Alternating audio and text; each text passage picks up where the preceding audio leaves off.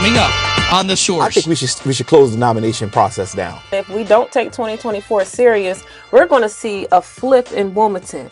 I'm asking that you take this serious. Who does that impact right there? Who does that impact? And she knew she needed her 6, so she probably knew I wasn't going to vote for this to happen. It would expose so much that how could he run a country when his own home state is so racist?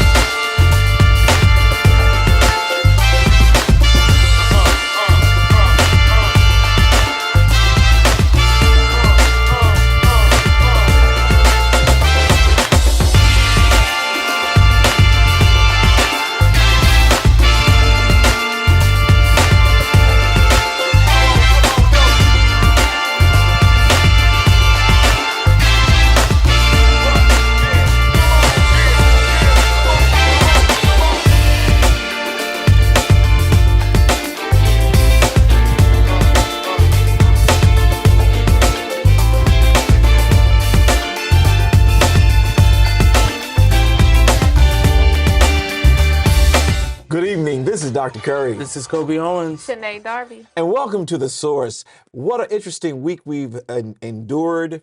Time is seeming running real fast. We see that the time has gone up, spring forward, and just so much wonderful things are happening in the atmosphere. But one of the things that's happening in the atmosphere is that the political side of our city, state, as well as the country is starting to gear up.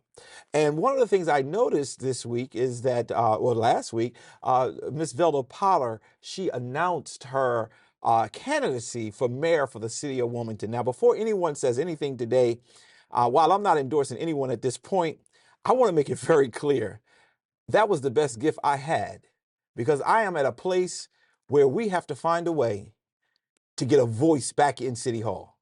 I mean, the few people who are from our community who are getting a voice in there are getting their little chicken sandwiches, and it is just creating major problems. So I'm going to say, for those of you who may even be considering running, I think we should close the nomination process down. But I'm going to leave it there. That's just me talking, because I'm at a place where that was a great announcement. When I saw that announcement, I got excited. Yeah, I was excited too. And everybody probably know I support Velda, and I am not in support of Mayor Mike Purzycki. And we need to make sure that no one else jumps in this race. If we jump in the race, we'll probably have the same results as last time when another black person jumped in. So we need to keep it a two-way race, and I think she got it in the bag if we keep it just with Velda between Mike Purzycki. So I think we should be in a good position. I definitely think this is going to be a very critical election for the city about the direction it's going in. We're seeing the divestment happening over the north side area. We're seeing the investment happening over east side and west side, but it's not truly investing in the community, right? It's a true plan of gentrification. And that is what we're seeing. And we're seeing certain council members continue to vote for whatever the mayor wants so that he can move his agenda forward. If the mayor and those council members aren't doing what you believe is centered on the community, they all must go. Yes. All of them have to go. Yeah, I like your point, Kobe. And I don't want it to be rolled over too quickly. You talked about gentrification. Regentrification is how I always label it. But you are absolutely correct. And I think what's happening is a lot of times people say, "Oh, we get some development." But that's one of the issues I have now with the leadership in Southbridge. Later on in the show, we're going to talk about the whole zoning thing. I'm not going to get into that now. But they are not paying attention. Yeah. There are 2 major luxury apartment complexes being built right now in Southbridge. 2, okay? Not affordable housing. 2, which means it's going to change the demographics of this community, which means like our I like Miss Councilwoman Harley, and I'm gonna be very honest with you, I like her, but she's not paying attention. She's not gonna have Southbridge as we know it will not have a voice. East Side will not have a voice because he's continuously building enough people to get the other agenda across. So when you said that, so what things are being built there, but it's supporting regentrification. Yep. And for me, I'm for development, but Yeah, equitable development, right? So exactly. like I'm not like I could call it like I'm not a hater on the development that's happening now, but I do want to see people that look like me, people who are a different other social economic statuses to be involved and Yeah, included within the yeah. development that's happening. And I think that if we don't take 2024 serious, we're going to see a flip in Wilmington. Hmm. Right now, currently, Black and brown people are the majority. Hmm. If we continue on the path that we're going on, we're not going to be the majority anymore. Hmm. We're going to have outsiders move in, mainly Caucasian, and the people who live here are going to be displaced or not thought of with the new areas that are being developed. Yeah. So it's a game changer. Like it could have, I support Ms. Potter, Velda, but it could have been any person at this point for me. I You need gotta say it someone, right. not really, not anyone, I but understand what anyone you're who saying. Right. cares about the You're community. right. I would have been There you behind go. them to go against Mayor Mike Prizicki Hmm. because our city is going to change. And Councilmember Harley keep playing this district, the fourth district, is Yeah. going to flip. Oh, And it's going to. there's not going to be a black representative for the fourth district. Right. It's going to be the eighth and fourth always represented by mostly white people. Absolutely. Right? And we're going to see that flip with the fourth because they already have Riverfront Point 1. Now they Riverfront 2.0 about to happen. They're Yeah. going into Southbridge. They're talking about East Side, Mhm. right? All this on this side of town, Mhm. it's going to flip the demographics. They're not going to have a black representative on this side. So it's going to be the fourth and the eighth district. Yeah, and what happened when I first came to Wilmington in 2005 as a pastor, it was 125,000 residents. Now we had 80 something. Where is that other 50,000 people? The demographics are changing.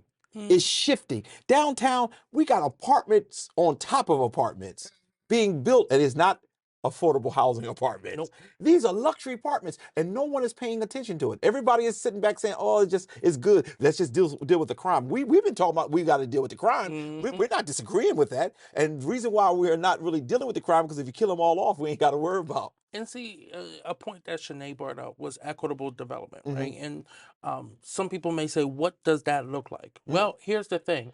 Right now, there's projects happening downtown. Almost every major project downtown has applied for the downtown development district set aside funds, right? That Jack Markell started in 2014, 2015-ish, right? Hmm. They get money back for building and revitalizing Okay.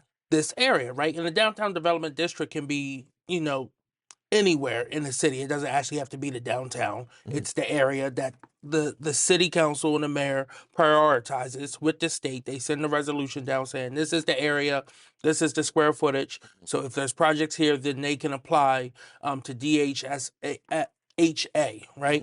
Hmm. Delaware State Housing Authority. So they're getting hundreds and hundreds of thousands of dollars back for building these properties. 20% of whatever you put in, Hmm. you get back. Oh, wow. But where does that money come from? Okay. That money comes from us, Right. the taxpayers. So our money's going back to them for developing, right? But in there, they're supposed to be building affordable housing as well, too, and we're not seeing that. Yeah. Now, not everything has to be affordable housing. It could be mixed housing. It could be commercial, right? Retail and stuff like that. That's fine. But if it's in the housing realm, it's supposed to have some portion of affordable housing. I'm sorry, but having an apartment building where a minimum rent for a studio is $1,400, and then you offer a few that's $1,200 affordable. That's not affordable No, it's not. at all, Yeah.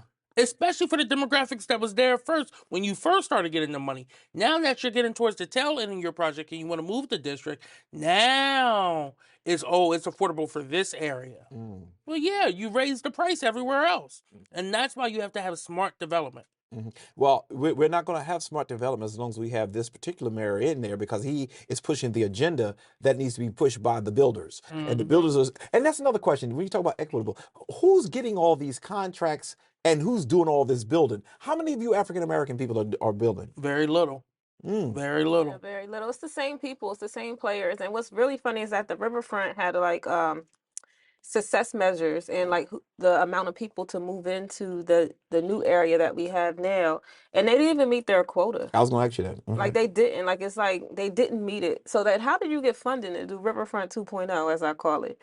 How did you do that? You didn't even do what you need to do on that When you have the right people in power, you do what you do. You do what you do, and when you do what you do, and those who don't like it, that's on them. So it's a lot. It's a lot. And I just hope 2024 we take it serious in regards to paying attention. But it is a presidential year, so more people will be paying attention. So hopefully we can get more people out in the streets, more people to run if you want to run for city council, county council seats. Put yourself out there. There's resources to Well, help. So I'm only. Can I be straight with you? And I'm gonna be honest. I heard you talk about all that stuff. All I care about is the mayor seat and the city council. So all who are watching us, who it affects for real, okay. I'm asking that you take this serious. Take it serious and don't let other people persuade you with your votes, because things are happening. And when I talk a little bit later about the zoning board, who's appointed by the mayor, who all work for the city of Wilmington, later on in the show, you can begin to see that his hand is in everything, although he plays the role, hey, I'm here for everybody. Let me also say to you all, as a pastor in this city, you have to stop holding grudges, African American, Latino people. We have to stop holding grudges. Oh, I don't want Velder. I don't want. Listen to me. Listen to me carefully. Mrs. Potter worked in the city as our treasurer. She did some amazing things. I know she's going to be shocked to hear me talking her up. But I am going to always give credit to where credit is due. They had to get her out of there because she was blocking stuff and creating noise in areas that the other folks didn't want noise created in. We need a voice. We need a voice. We need a person who understands and cares about the community. And again, I have not endorsed her at this point. I'm going to have a conversation with her at the appropriate time because there's some things I really want to talk about. But for far as I'm concerned, what better person could really represent the people voice of this city than Velda Pollard? She's been in this community. Sure, she's had our struggles. We all have had our struggles. But I am not. We're going to have to go all out now.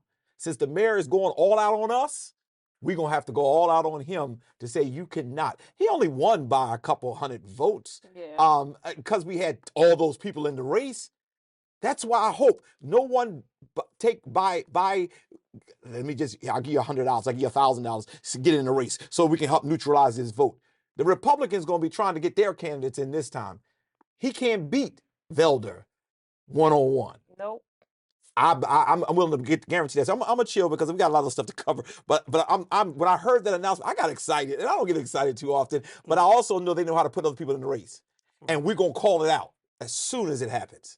Anything else on this area? Because we got to move on. I'm sorry. That's all I have. There's a couple of things we wanted to touch today. First, we want to deal with this no more disrespect. So there's a couple items we want to just pick back up on that we've already talked about. Any update on the state police mishandling of our young people at the mall? Yeah, so I wanted to just talk about that for a little bit. They're in the next steps of filing a lawsuit, dealing with the charges, asking the AG to still drop all the charges that have been placed against them. And then also they're taking the early steps in filing a civil case against the Delaware State Police. The state police have completely shut out everyone as people are asking questions about when you're going to release the body-worn camera footage. I still haven't done it. And if there has been an official investigation launched, they said they're going to do one. We have not seen anything, no. So again, call the Director of Homeland Security, the Secretary of Homeland Security here in Delaware, call the head of the state police. If you care about what happened to these 4 teens with our state police, we showed the video a few shows ago. I don't want to show it again, but it's unacceptable how those officers were handling those young teens, especially the young teen girls who did nothing but ask for their badge numbers and say, stop harassing this little kid, stop sitting on this little kid. It's very sad that our Delaware Legislative Black Caucus has stayed silent on this. when this happened in one of their districts, and their residents live in another member's district as well too. So I do look forward to seeing Ever since what Hanif may and them got happen. involved in that black legislative group, it has been just a bunch of black folks who get together to have a drink. They're not doing what they're supposed to be doing, and it's just sad. And I'm sorry that I got to be the one who share what it is. How could this be? It went viral, and they have nothing to say. Nothing. Unacceptable. As a group or individually? As a group. Yeah, because individually there are a few people who work with the NAACP. Well, we don't want to miss. Thank you for saying that. We don't want to miss. There are a few people who are working with the NAACP who's still carrying the weight of trying to get the recognition and get them lawyers and things of that nature. Oh, there's people out there fighting, but it's different than saying. You could say Pastor Curry or you could say Isaiah Fair. Right. Yep. Two Now, different things. Yeah. you got to make sure that we know that there are people who are individually very much fighting. Anything else on that one for right now? Nope. All right, I want to move now to, is there any updates? Because I don't want to lose the Adams Street situation because that was very harsh for what occurred. Yeah, so most of the residents now have been placed somewhere else. They have a new rental opportunity. And everyone tried their best to get them in a situation where they're paying about the same amount. Some of them did have to pay an increased amount, which again is a cost burden on the family. We saw what happened with Adams Street. We have been talking about the failures of this administration. Mayor Pazicki decided that he didn't want to have his rent escrow account open here in the city of Wilmington. So we worked with Representative Sherry Dorsey Walker, who represents that area, who crafted a bill that is down in Dover right now. It was supposed to be in committee earlier this week, but it got pulled because one of the members who was going to hopefully vote for it, he's dealing with some health issues and wasn't going to be able to make it to the committee meeting.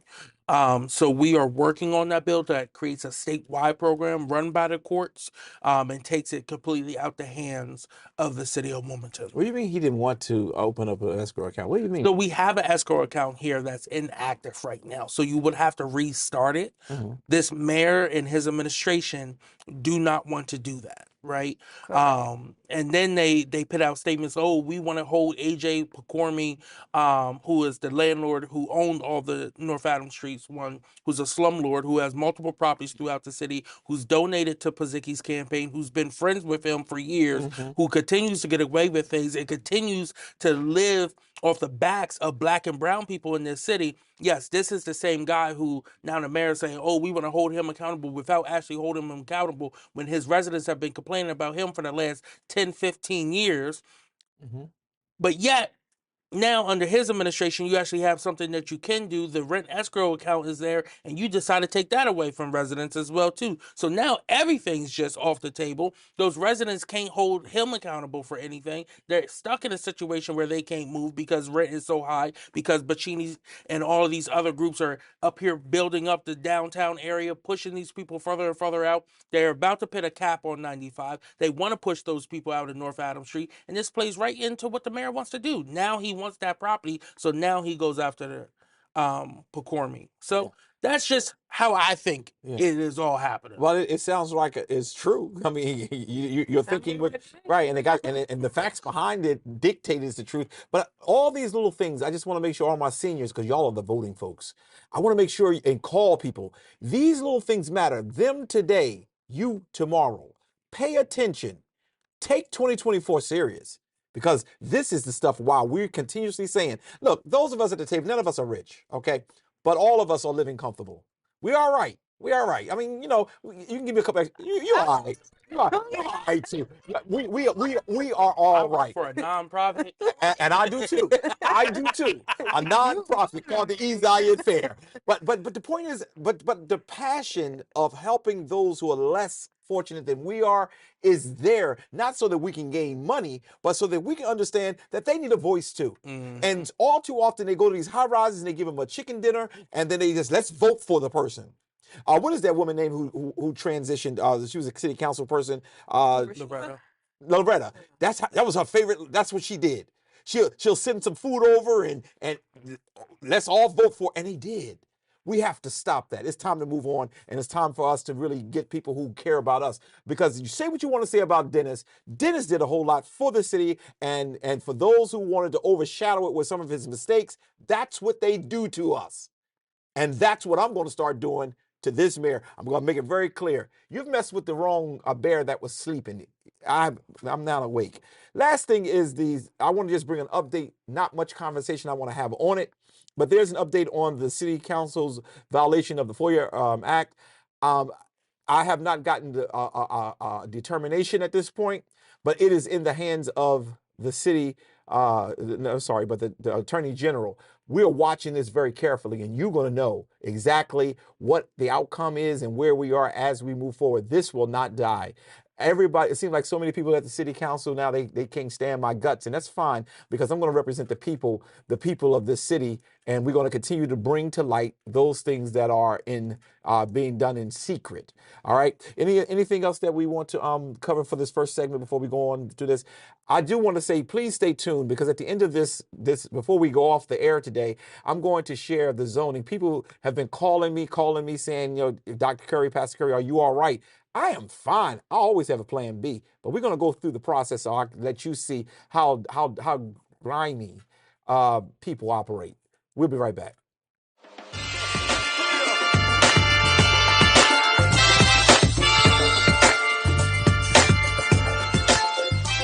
And we're back. Well, Shanae, what's going on with your world? And don't make your fellow council members mad. So what do you got going on today?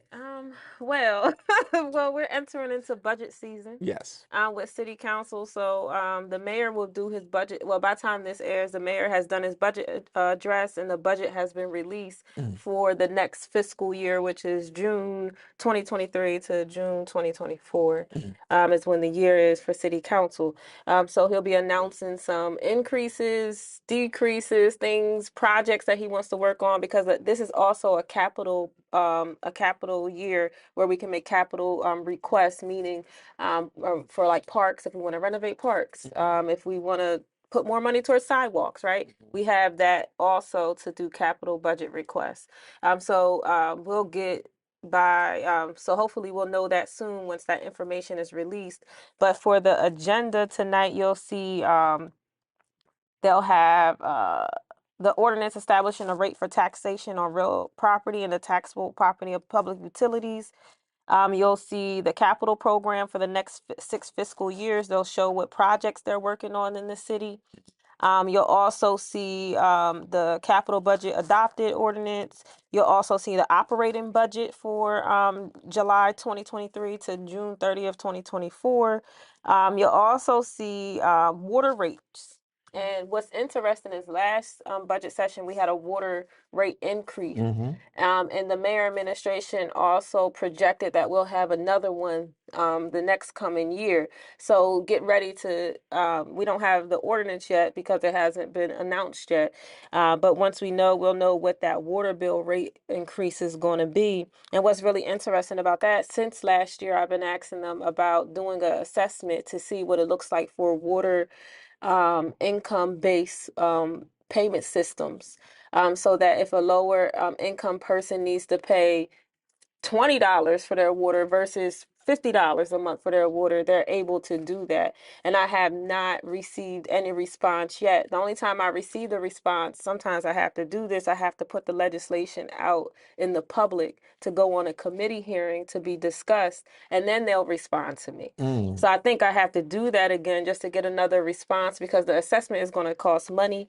And the mayor administration is the one who has to do it, because I think it's important as we're increasing water, we also need to find ways to make sure that it's not becoming unaffordable to certain households in our city. Yeah. So water is a crucial one. And the last legislation that's gonna be discussed is the Wilmington, well, not discussed, but have its first and second reading, which means they just read it on record, and then it goes to a committee and then you discuss it. But they're going to increase certain fees and fines in the city. So they're looking at fees and fines in the Department of Finance, Department of L&I, Land Use and Planning, the Fire Marshal Office. They're looking at business license, permit fees, inspection fees, application fees, event fees. Everything is increasing. So you have, for example, a lot of them are going up to 300. So currently, right now, restaurants to get a business license is $181. That's going up to $300 a year. That's a Mostly, major increase. yeah, a lot of them have either like between $80 to $100 increase from the original price.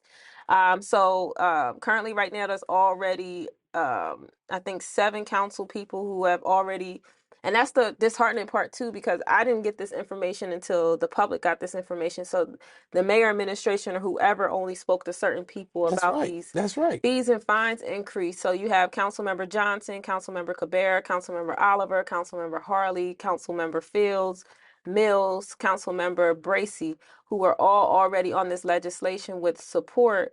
And my For thing fee increases? for fee increases. So my thing is fees increase. Okay, I understand we have to balance our budget. We have to figure out ways to make money and generate revenue, but increasing fees that's impacting people should not solely be based on revenue. It should also be based on service. Mm-hmm. Right? So I'm okay with an increase if we said we're going to provide this better service for you guys.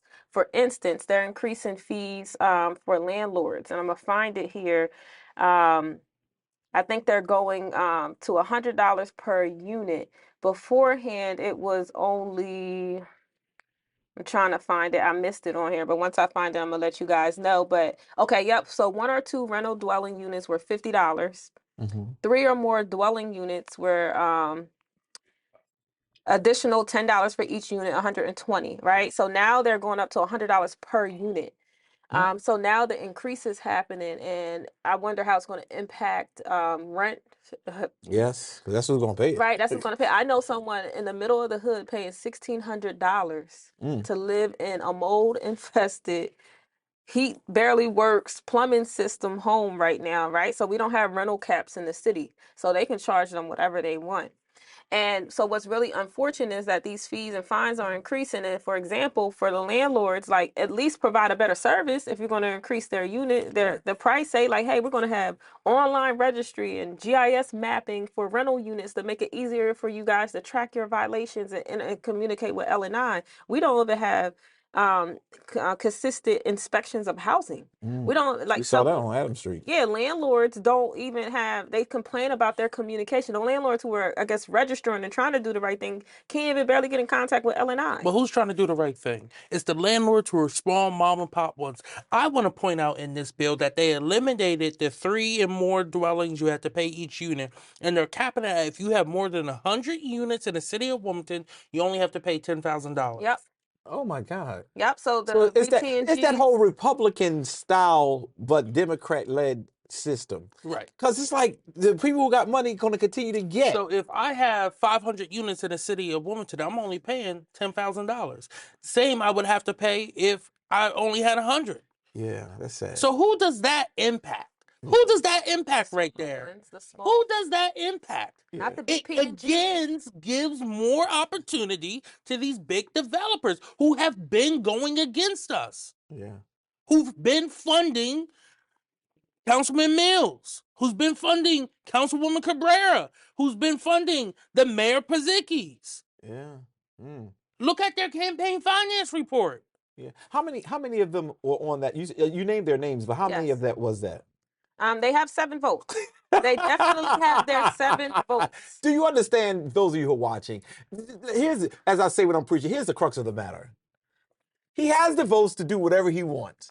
That's why you got to vote for city council and for the mayor in 2024. So we just sitting here just going through a little exercise. This isn't about truly revenuing or a revenue stream and balancing our budget. Because if they did, they would be very smart and strategic and say, look, here's the best way to get the most money for our buck so that we don't have to cut programs that we already have, right? You want to blame everyone else for us making you having to reduce the price of parking tickets where you've been taking advantage of people for how long? It's funny when there was black businesses down here, and this isn't long ago. This is 2017, 2018, 2019. When there was black businesses on Market Street, y'all were ticketing them like crazy. But now y'all got rid of the parking meters. Y'all put new machines in. You really don't get that many tickets on Market Street anymore. You don't get tickets around Bacini Paulin buildings. So this is what I'm saying. So true. Off the back Right. of black people, Yeah. Yeah. they want to continue to raise the prices on us. Now, what are they going after? The barbers, Yeah. the nail salons? Pay attention to that because they like to come and get Pay pictures. attention to Yeah. who's going to be affected. Yeah. Who's going to be priced out? Yeah. Who's going to have to, say, hey, I can't keep up with these price increase. Yeah. It's the small places in a city. And that's how you slowly kill off a city. But I said No regentrification. city, Go ahead. no city can run by big corporations, big operations and stuff. It's the mom and pop shops that employ the majority of people in this city Yeah.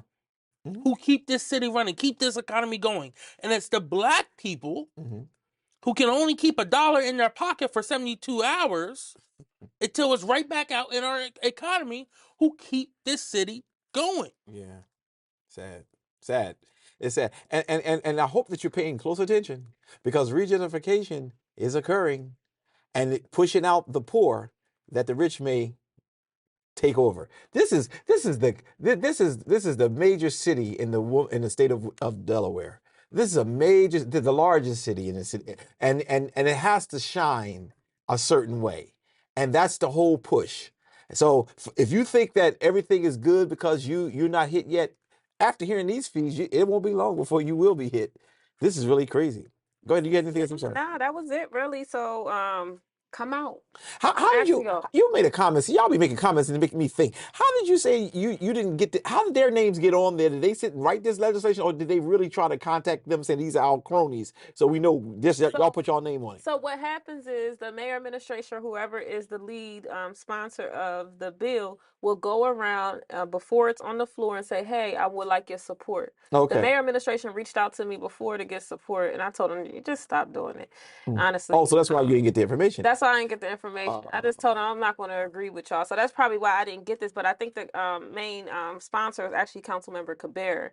But it did come from the mayor administration who appointed it to her. And she knew she needed her six. So she probably knew I wasn't going to vote for this to happen.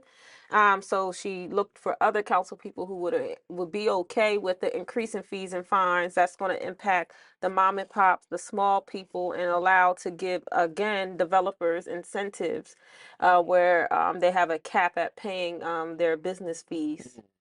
Well, when the votes occur, we're gonna definitely put up the pictures so y'all can see and what districts they're from because we just want to continue to show you who's doing what and why they're doing it. If that's it for this one, we're gonna come right back and we're gonna go with our Kobe Corner. We'll be right back.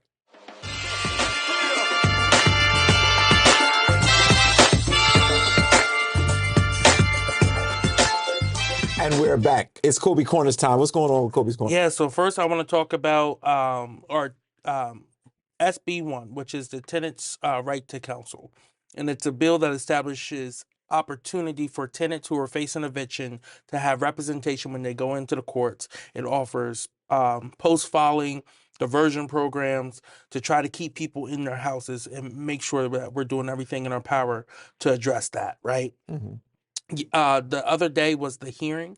We had over 30 people from across the state, both renters, landlords, and just plain on activists come out and speak on behalf of the bill in the Senate committee, the Senate Housing and Land Use Committee, chaired by Wilmington Senator Elizabeth Lockman.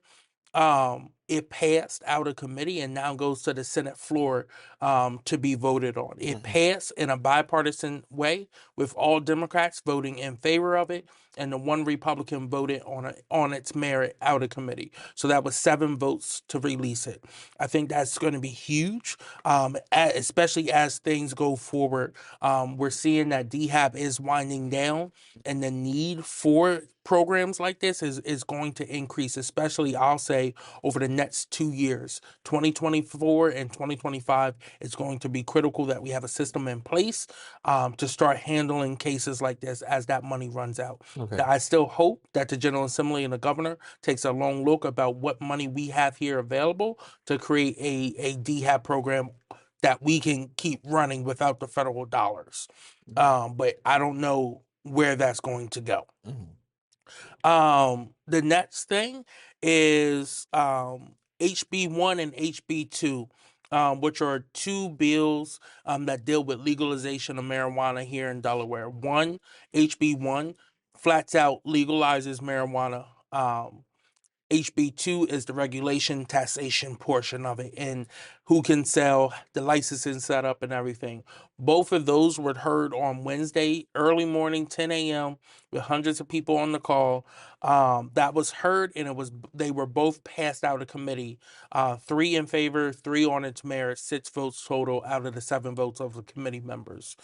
So that moves over to the Senate floor as well too to be voted on very soon. It already passed the House in a bipartisan way with only one Democrat voting against it. That one Democrat was Pete Swartkoff, the Speaker of the House, 20-year police vet. Everyone else pretty much voted for it on the Democratic side, and then on the Republican side, there was 3 individuals who crossed the aisle and voted with the Democrats. So as we move forward, again, that is another step towards racial justice here in Delaware, especially based off laws that have overwhelmingly impacted negatively Black and brown communities here in the state of Delaware.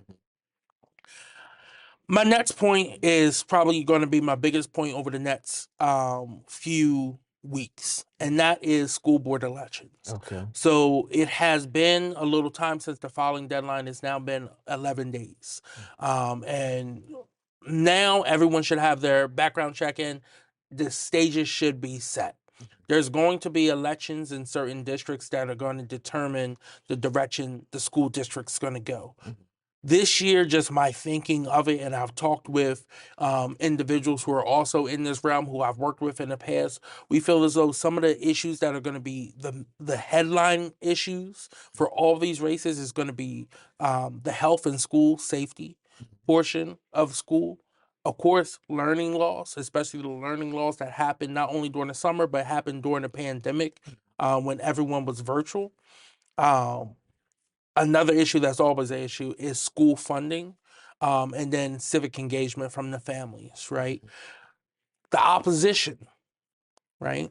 The last few years, we've seen the opposition really grow. They've talked about CRT. They've talked about family choice. They've talked about empowering parents, but in the wrong way. They are rolling out a package of legislation that they want to see school boards pass. And it's pretty much the same playbook that Ron DeSantis is using in Florida right now. And they're calling it the Parents' Bill of Rights. But what it does, it bans books. It goes after social justice themes. The woke agenda, which is we talked about on this show. When they say woke, they just mean Black. Basically. And they want to really break down our current system and go back to the pre-segregation way of teaching. There's really upset that Sherry Dorsey Walker's bill passed, the Black History, which is not CRT. Critical race theory is a college level course. Right. You're not teaching that to kindergarten. They just want to confuse the issue. We have schools in Delaware who teach that the slaves weren't really slaves. They were just low-paid workers who chose to get on a boat, that got on rowboats and came to America for a better opportunity because they were living so badly in Africa. Really? And that's not Sussex. That's Kent. So that was part of the reason why we needed to standardize what are we teaching when it comes to Black history. And certain individuals took that and said, oh, you're trying to teach that my ancestors were bad. Well, guess what? Yeah, some of them were. They enslaved my people. They killed off the Native Americans. They stole the land. Yeah. Let's learn from our history so we aren't repeating it. That's right. That's right. Again, the banning of books. I know when I was in school, we read all different types of books. It exposed me to a lot. Did I agree with all the books? Absolutely not. But I think it was still important towards my learning, right? And being a scholar means you're open to to form your opinions about things. That's right. They want everyone to be in a very narrowed box. And I think it's going to be very dangerous. Of course, we see the most competitive races are in Newcastle County these last few cycles. And I'll say the most competitive have probably been in Appo, Red Clay, and Christina. Christina and Red Clay both have big elections. Appo has a 5-person at-large race as well. So those are, again, it looks like it's going to be a repeat of the last 3 years of those 3 being the most competitive races.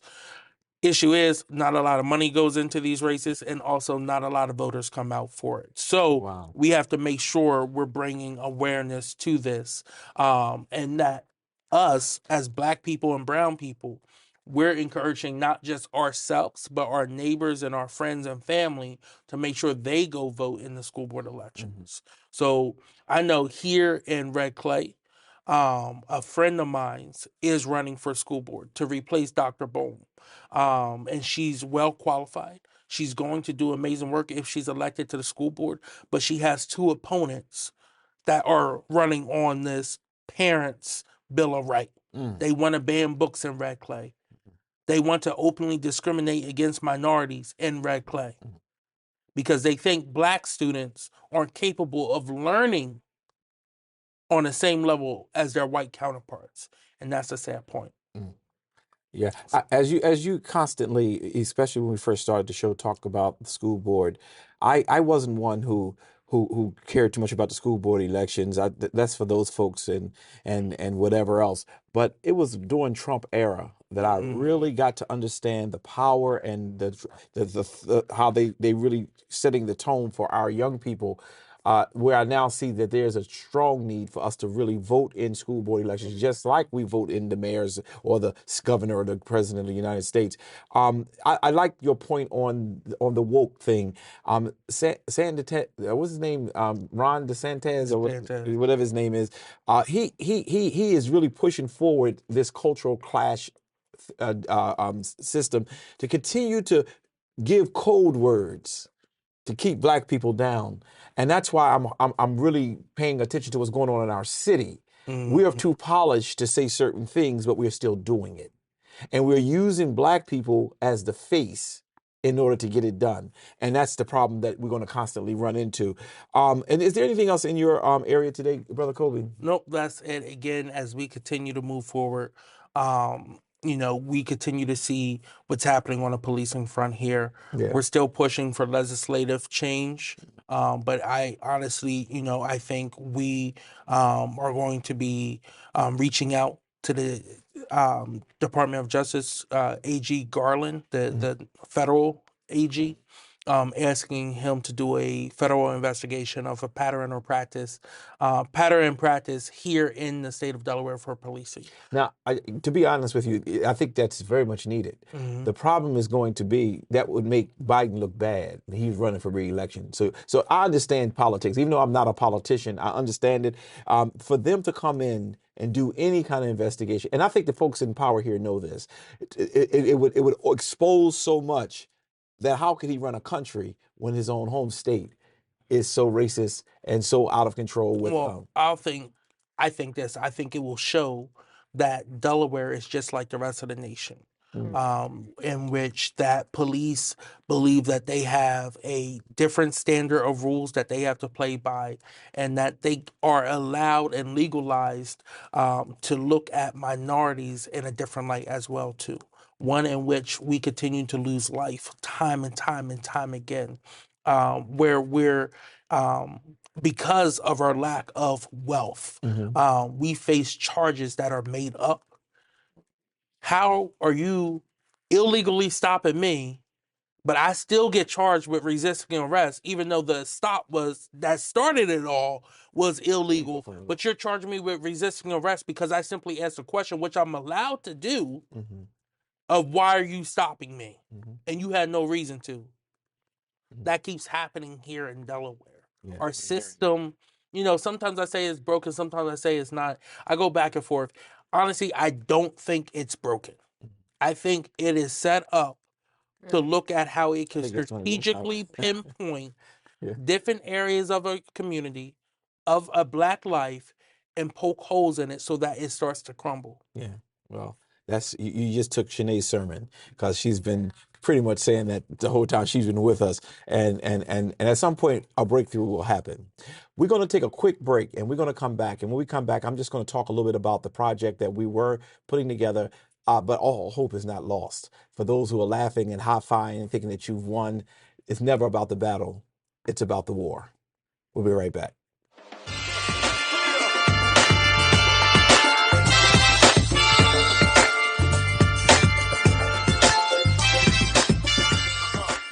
And we're back. Well, many of you have heard, and I want to first thank many members of the community at large, and even here in Southbridge. Our signatures and petitions was well over 200 individuals who supported this project. Here at East Zion Fair, we wanted to build a 3 or 4 story senior living suite style apartments. And we had it all together. As a matter of fact, we're going to ask our crew to please put up for you so you can see the floor plan.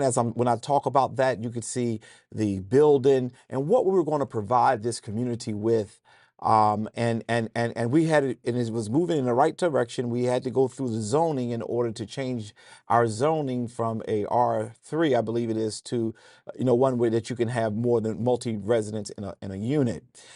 We went before the board the first time in September, and they asked us to come back because they weren't ready to vote on it, given the fact that they wanted more information. The 2 items they wanted us to vote on was, 1, is there really an economic hardship if by some chance we go with what this zoning requires, which is single units?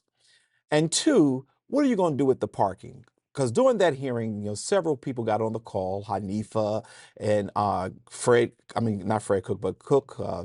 Cook and others. They got on the call and they just basically said the community have a parking problem because in East Zion Fair has its church services, its funerals, that it takes up all the parking, and to add another building to the city, this section of the city would just create another hardship. And we understood that, and we just had to, because we don't want to seem like we know everything. So we understood it. We went back and we addressed both those questions. We showed them, after doing the research, that there's over, I think it was close to 600 seniors who are waiting to receive some kind of affordable housing in the city of Wilmington. We also showed them if we go with building just 5 townhouses, then what will end up happening is we won't be able to do one, it would create a major financial problem because we would have to spend all that money for those 5 units, but it would also create a problem where who could afford to live in those houses that we would build? Those who have money, those who have resource, not the community that we're targeting, which is the seniors. We want to give them affordable housing so that they will be able to enjoy their senior years in a very, very positive and impactful way. So we were able to prove that, and we were able to give the research and things of that nature. But we also had to prove that we would do something with this parking.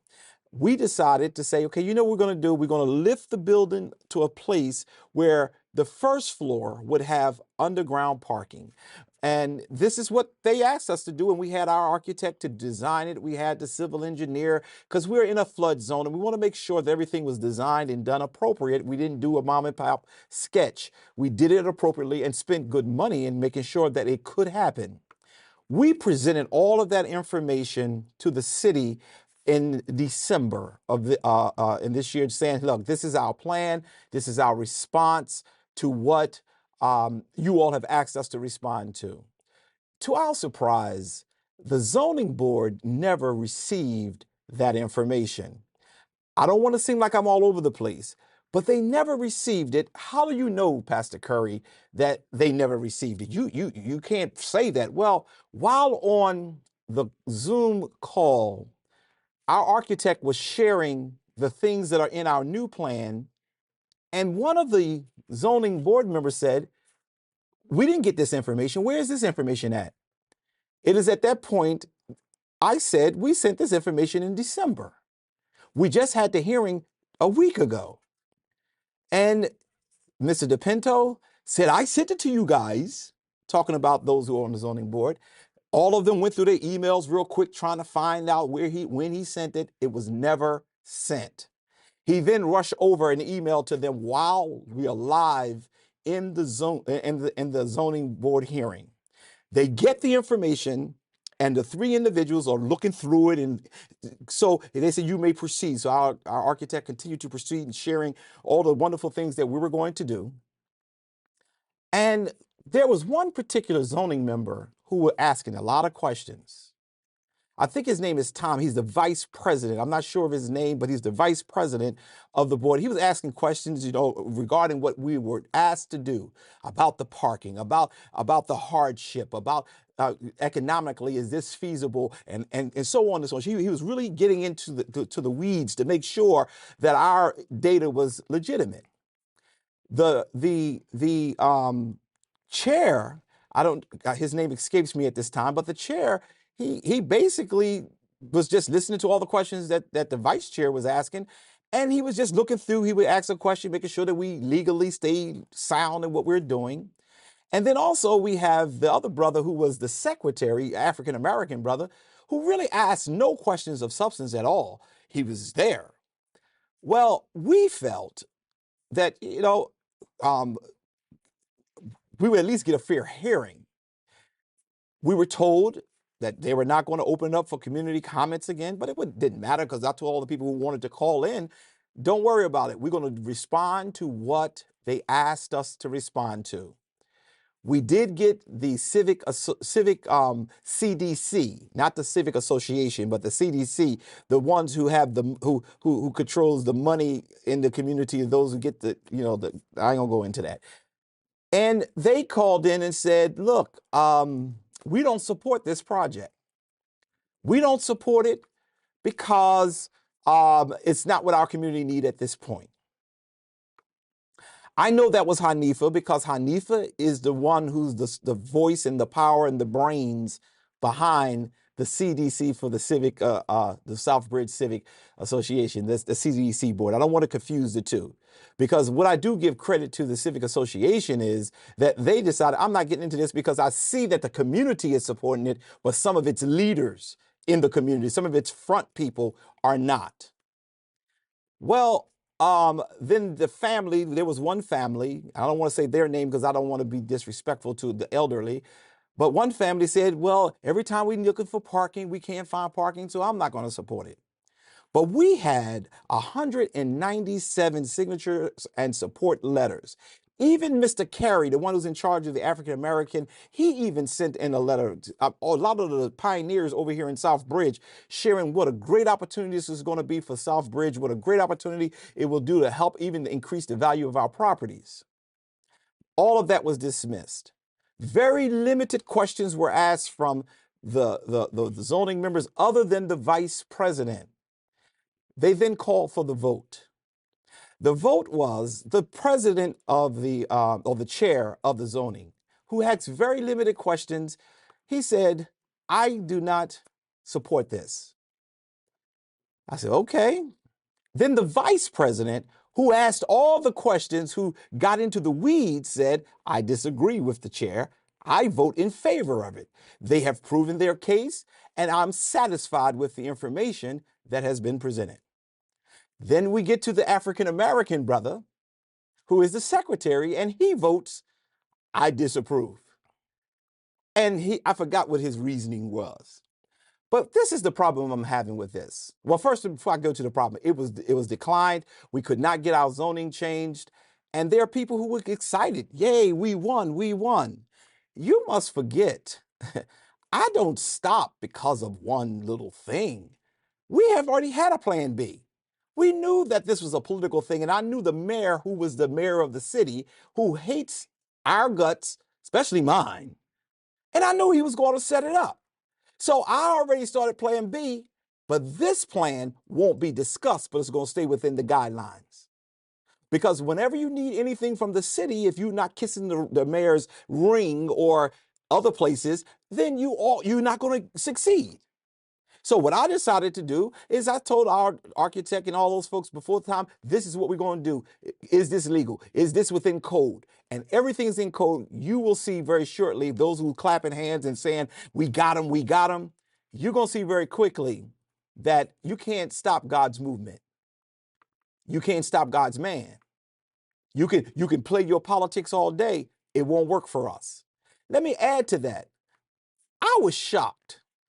That the whole zoning board, 3 members, are all employees of the city of Wilmington, number one. Number two, are appointed by the mayor.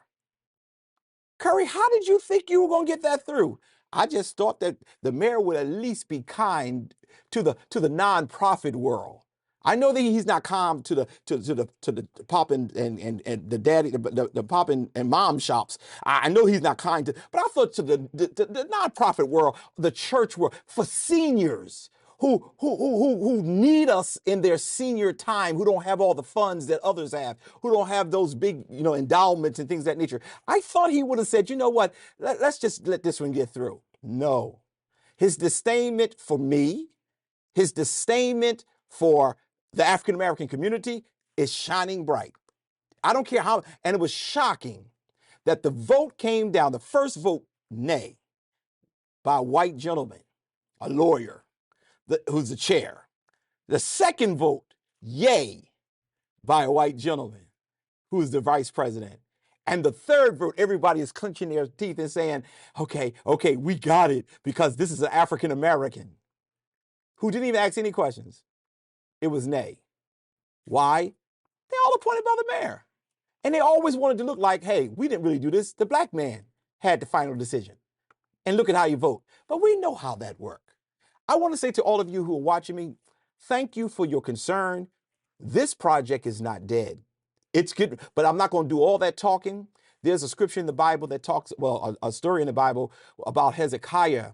He had shared and exposed all that he had with the enemy. And the enemy came in and stripped them of everything. That was my biggest mistake. I called myself having transparency. I sent a letter out to the whole community. I put out a sign. I wanted people to see that we are continuously growing and doing great things. We tried to satisfy with the young people by building the Holden Center. We have a lot of programs going on. And one day I'm just going to share with you all the things that East Zion Fair is doing in this community. But this time I said we need to do something for our seniors. And for them to knock it down to the level that it was knocked down, you're not hurting me. You're not even hurting the seniors, because I am still going to do for them what we promised, but better, but in a more creative way. And I'm going to leave it there, because I'm not going to talk much, because when Hezekiah shared everything, it caused them to plan and plot. Because people who were on the call talking, they didn't even know we had solved the parking problem. They were still talking about parking. And it's like, because they didn't know. So that was my way. That was the Lord's way of showing me, you got to be quiet, Curry, and proceed. And that's exactly what we're going to do. I wanted to leave it there. I do recognize that our one of our hosts had to leave. Kobe, if you have anything you want to share, you certainly can. That's all I have for today. Because I at this point, I thank you. We're moving forward. And that's what I want to make sure. So until the next time, this is Dr. Curry. This is Kobe Owens. See ya. Take care, y'all.